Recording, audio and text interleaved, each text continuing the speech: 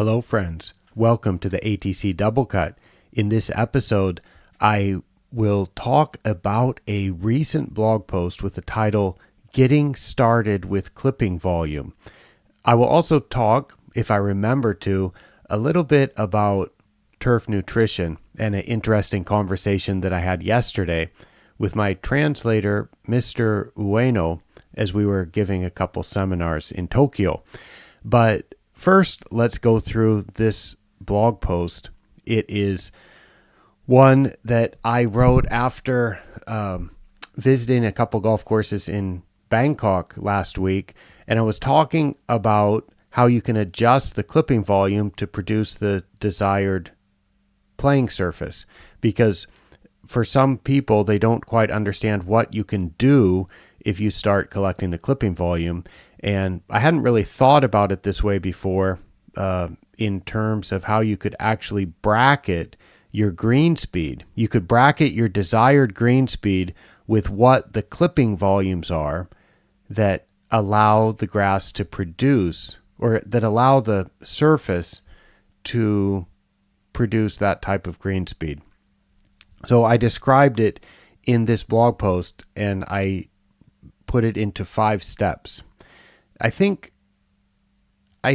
maybe we'll begin with a little bit of a justification or background on why the clipping volume, or how much the grass is growing, is almost certainly related to green speed. And an easy way to think of this for anybody who's managed warm season grass, or for anybody who's managed cool season grass where there's a winter and the cool season grass goes dormant. Think about when it's easiest to get a fast green speed. Is it easiest to get the fast green speed if you do a double cut and roll?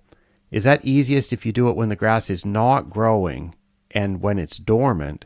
Or is it easier to achieve that when the grass is actively growing at the time of year when the grass can grow the fastest?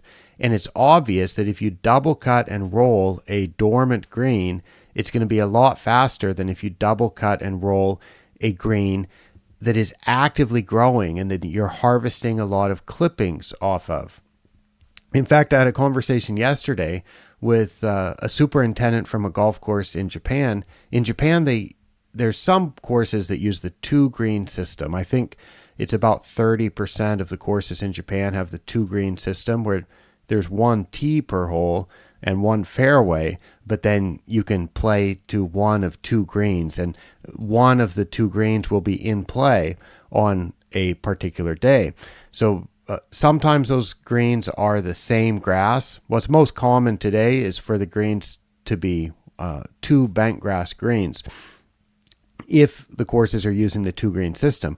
Well, this particular course has something that's unique. They have 1 green that is Champion Ultra Dwarf Bermuda grass, and another green, the second green, is zoysia grass. And the superintendent told me that in the winter, as you get into February, the Champion greens can get too fast, and when it's really windy, the ball won't stay in the desired location on the green because it's too windy and the greens are too fast.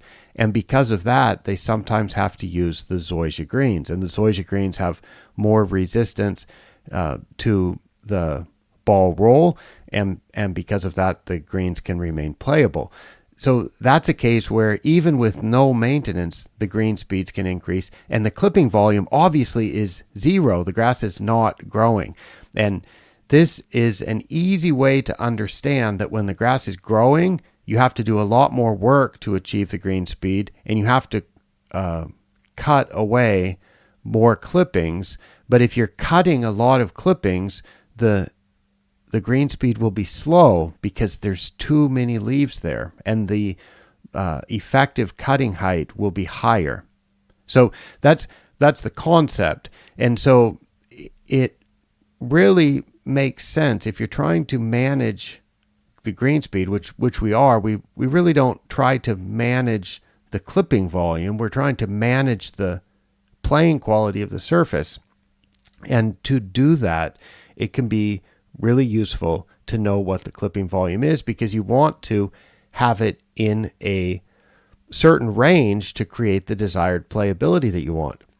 So if you're just getting started with clipping volume, you don't know for your golf course, with the type of green speed that you want, the type of slope that you have on the greens, and the type of grass that you have on the greens, and the type of machines that you have to cut the grass, because different machines might also remove a slightly different clipping volume.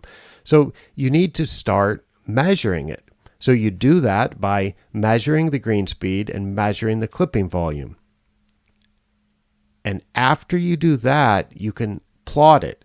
Now, some people might prefer to just organize the data in a spreadsheet, in which case you would just sort you would align the columns with the clipping volume in one column and the green speed in another column, and you could sort that, and you could find what the range of green speed is at different clipping volumes.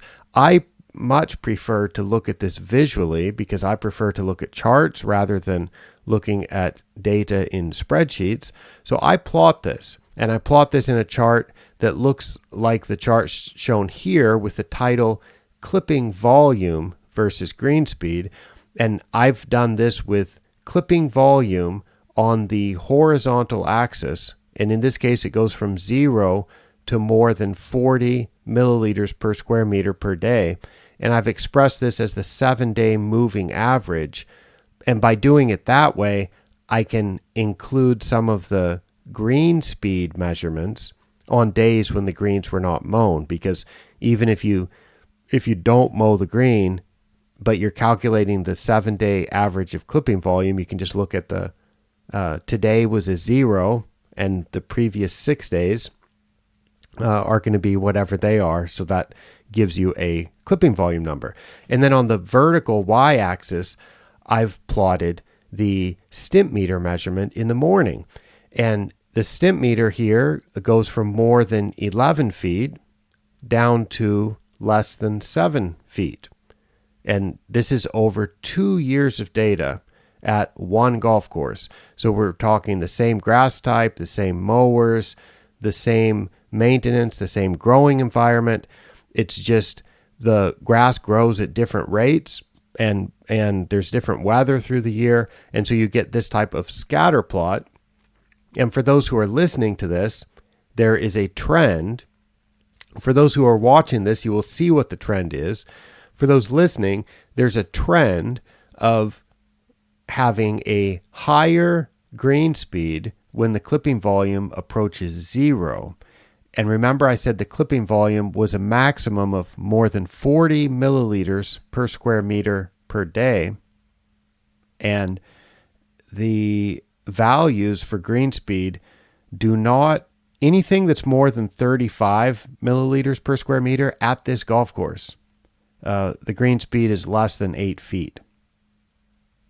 And this may or may not be the case at your golf course, because you may have a different grass type. So you may find that if you get 40 milliliters per square meter, your green speed may be 8.5 feet, or it may be 9 feet. But you can see these kind of relationships. And for, let's see, we can also look and see on this chart that anytime the green speed is more than 11 feet, the clipping volume is always, for this golf course, less than 10 milliliters per square meter. Let's reiterate that.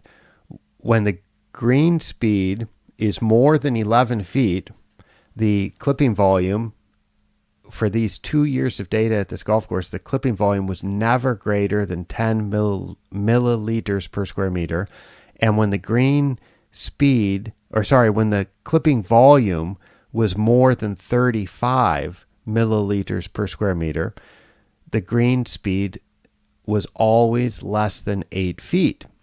So anyway, you may have a certain green speed that you're shooting for, and you can find that there are there's certain clipping volumes that you can get that allow the greens to roll at a certain pace. Now, it's not exact because there's other factors involved, like whether the greens are rolled or not, and this is not included here. Or, it may be something to do with the season, or I know at this golf course, the mowing height is almost always the same through the year, but there would be some differences with the bench setting of the mower also. And this could be refined a little bit, but there is this clear relationship between clipping volume and green speed. And so all you have to do is just get started, measure this, and once you have, 10, 15, 20 days of measurements, you're already going to start to see this type of relationship.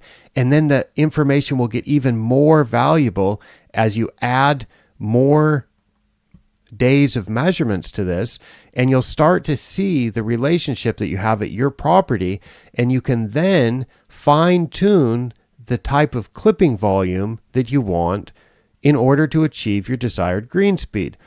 I've also made a chart, and I show this in the blog post, and as I do on all ATC Double Cut episodes, I will put a link to this blog post in the show notes.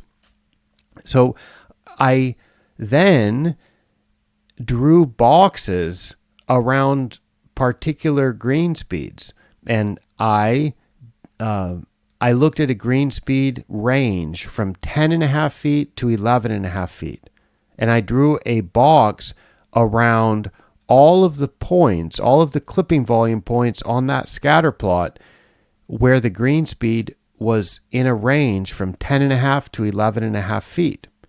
And then I calculated the average of that, and you can do this in a spreadsheet if you prefer. Well, I mean, actually, you have to calculate it somehow. I'm not calculating this off the chart. I'm calculating it from the data that made the chart. So basically, it's calculating it in a spreadsheet. And the median clipping volume here was 6.2 milliliters per square meter. Somebody asked me why I'm using the median for this rather than the mean. And the reason I'm using the median is it's a little bit more robust. It's a average value that gives the central tendency of a set of data. And if the data are balanced, meaning you have the something like a normal distribution where you have the same range of values and the same number of values that are less than the average, and then as the values get higher than the average, if they also are distributed in the same way, that's going to be balanced like a bell curve that you may have seen before. And in that case, the mean value would actually be identical to the median. But as you get data that are not proportional, and you may get some values that are way out high or really low, then the mean, which is the arithmetic average, that to take the mean of something, you add the values together and divide it by the number of values. So if you do that, it can be skewed based on the data being skewed also, because the data are not normal. And so I use the median in this case because it's more robust to find what the central value of all of those numbers are. And I also looked at the range of speed from 9.5 to 10.5 feet. And in that case, the median clipping volume is 8.4 milliliters per square meter. And if I did not calculate it because I wasn't so interested in the 8.5 to 9.5 feet, but just in looking at the chart, I would say that if I would do that, I'm going to guess that the median value might be about 10 or 11. milliliters per square meter. So we go from 6 milliliters to 8 milliliters to something that I'm guessing might be about 10 or 11 milliliters for green speeds at different ranges. So when you can do this, it is useful because you now have a desired clipping volume range, and now you can make adjustments. You can adjust your plant growth regulators, or you can adjust your nitrogen inputs in order to move the future clipping volume closer to the range that you expect is going to allow the greens to roll at a particular pace. So step 4 of that I wrote in this blog post, step 4 is make adjustments to nitrogen inputs and PGR applications and mowing to keep the average clipping volume close to the center of the range you have identified. That's a very simple procedure, and it is a way to get started with clipping volume and almost instantly start making decisions about it, because people do have the question as they get started with clipping volume, how much is normal? How much grass should I be getting? Is this a good number? Is it a bad number? This is something that's really tangible, because and that's a normal question to have, because we don't care about the clipping volume. We're using the clipping volume to get at what we really care about, which is the green speed, the playability, something that's related to the sport. And that's where, if you start comparing these and finding what that relationship is for your property, you will quickly find out how to make adjustments based on the clipping volume. You can also look at the Turf GVX, and you can find the Turf GVX value that's giving you the desired results, and then you can make adjustments based on the Turf GVX. So that is a little bit of an advanced method, but I also recommend doing that, because once you have those data, the Turf GVX comes for free. You don't have to do any extra work. The Turf GVX can be calculated in your spreadsheet or in your software quite easily. So that is the blog post I'm going to talk about. Now I've got a couple more minutes, so I want to talk about something that I had a conversation about yesterday with Mr. Ueno. Many of you will know Mr. Ueno or will have seen his photos. We've been working together on translation work for almost 20 years.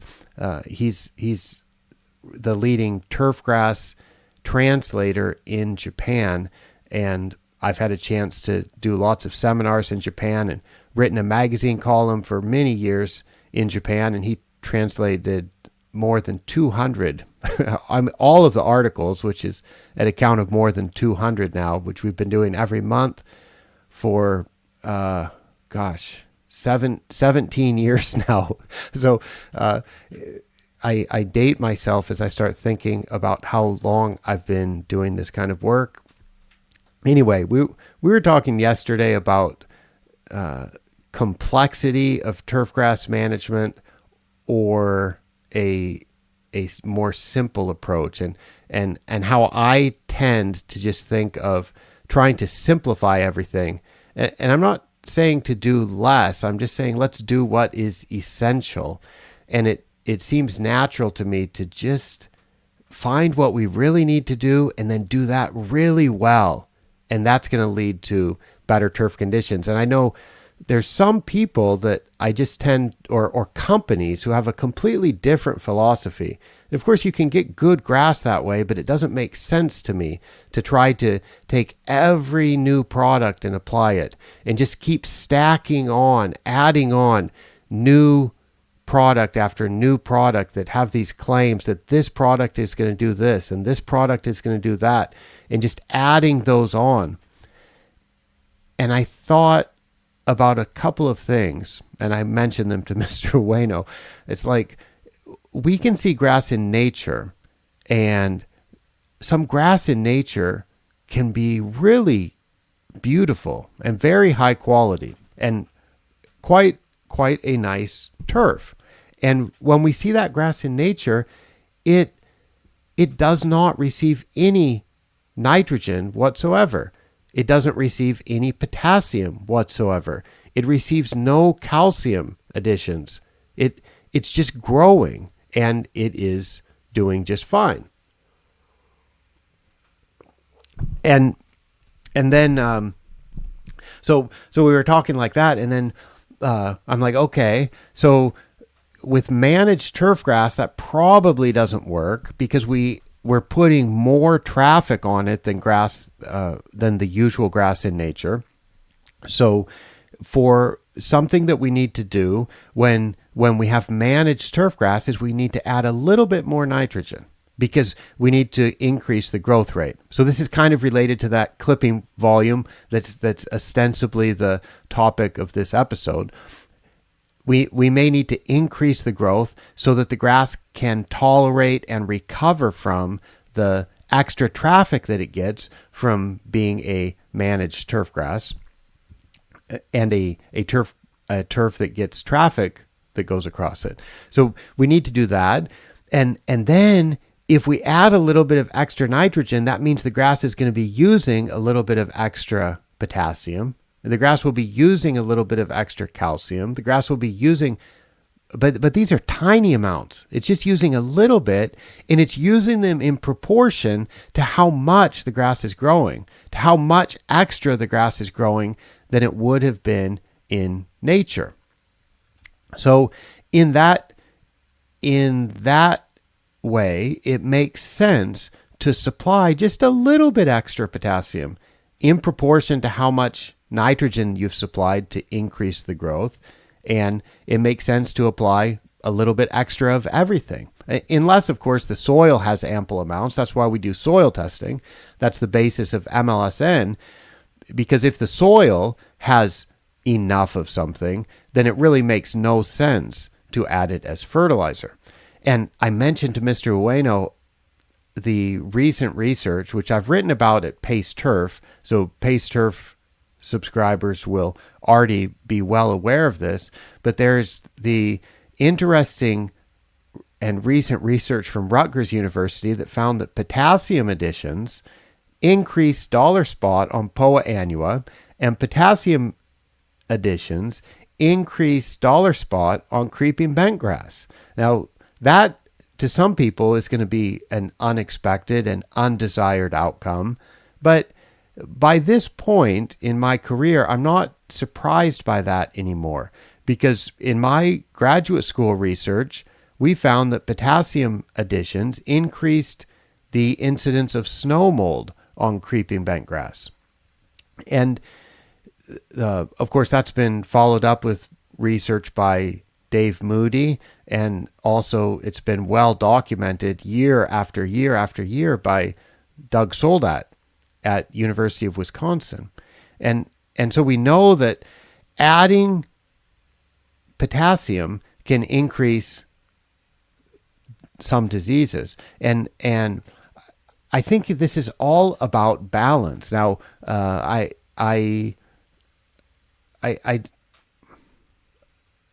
should be careful because sometimes I talk about how balance is not how we should think of things. But adding something to my body that I don't need is not going to be beneficial. Adding something to the grass that it doesn't need, I don't know why we would think that would be beneficial. And when we think of the grass that's growing so well in nature, and all we need to do to make it a turf grass is just we need to mow it, and we may need to increase the growth rate just a little bit. Grasses grow in nature without fertilizer. They grow from the small amount of nutrients that are naturally available to them in the soil. And in a managed turfgrass system, we just need to add a little bit more than that. But you look at the quantity of products and the range of products and the violent cultivation practices and the violent verticutting and scarification that's done to the turf grass, and then the drenching with fungicides that is sometimes done, and then just adding all of these products and disturbing the. I saw a video of a cultivation practice being done, and it's just shattering the root system, shattering the soil, and it's just a violent shock to the root system. I don't know, maybe that would be like me jumping off a second floor balcony, and sometimes I might get lucky and have a good landing, but sometimes I may break an ankle or trip and pound my head on the sidewalk. And the way we treat grass sometimes with all of these overdoses of fertilizer, it's no wonder to me that diseases can be more prevalent and damage to the grass can be more prevalent simply from some of the inputs that we make. So I encourage everyone to think about managing the grass and growing the grass in at a reasonable rate. And I think a good way to do that is to measure the clipping volume and then make adjustments to the clipping volume based on your desired inputs. And yeah, be careful with your potassium. I've made some recent potassium recommendations for some of ATC's soil testing clients, and I'm like, okay, we want to balance that line between deficiency, right? So we don't want deficiency. So I want to make sure we prevent the risk of any deficiency, and at the same time, I want to make sure that we don't add any more than necessary, because that's going to increase the risk of disease. All right. Thanks everyone for listening. I have seen some of you at the conferences I've been at recently. I've been all over the world, tons of flights so far in the last few weeks, last couple of months, but it's actually been less than 2 months, but been on a few continents already. Been to Europe, been to southern Thailand, central Thailand, northern Japan, southern Japan. I'm in Tokyo now. I've been to the west coast of the U.S., the east coast of the U.S. I've got a flight today back to northern Japan, and in 2 days I'll be on another trans-Pacific flight. So yeah, it's been busy, and thus we get a bit of a what should we call it? A slow delivery of new episodes of this show. But there's no shortage of topics that I'd like to talk about. It's just a shortage of time. When I was in Scotland, I had a conversation with Lee Strutt, and he said I should add in some travel advice or restaurant recommendations or other interesting things that occur in my travels. And I think that's a good idea. So thank you, Lee, for that advice. In this one, I will give some sage advice that I think works anywhere in the world, but it's particularly apt for Japan, and especially for people who are coming to the International Turfgrass Research Conference in July of 2025, which will be held in Karuizawa in Japan, which is a nice train ride from Tokyo. And it's about an hour on the bullet train. And that gets you a good distance away from Tokyo up into the mountains to the lovely resort town of Karuizawa. I will be at that conference. I know some of you will as well. And if you have the chance, I encourage you to check that out. I'll put a link to that in the show notes. It's going to be a heck of a conference. Anyway, the travel advice that I like to give is if you don't know where a train is going, don't get on it. and I do speak from experience, because I have occasionally panicked and gone in. Well, you go into a train station and the destination is written not in English but in it's a place you don't know where it is to begin with, and then it's written in Japanese, and you feel like, okay, that train might be leaving, that could be the one that I should get on, and you jump on it, and that is not what you want to do, because there's a chance that train is not going where you want it to go, and you could be headed in the wrong direction. Now you'll be discovering your mistake as the train is pulling away from the station, and that's not a good situation to be in, because you'll end up being late to whatever appointment you were going to. I think that's true for trains in any country, but it's something that is perhaps more common to get that feeling in Japan. And I would encourage everybody to just be calm and just get on the right train. I've not made that mistake too many times, and perhaps this is an advice for me also, to remind myself when I get in that kind of situation, don't get on the train. All right, everyone. Thanks so much. I got to get going, but it's a pleasure to record another one of these episodes. Thank you all for listening. Thanks for watching. I will sign off now for ATC from Tokyo, Japan. I'm Michael Woods. Bye-bye.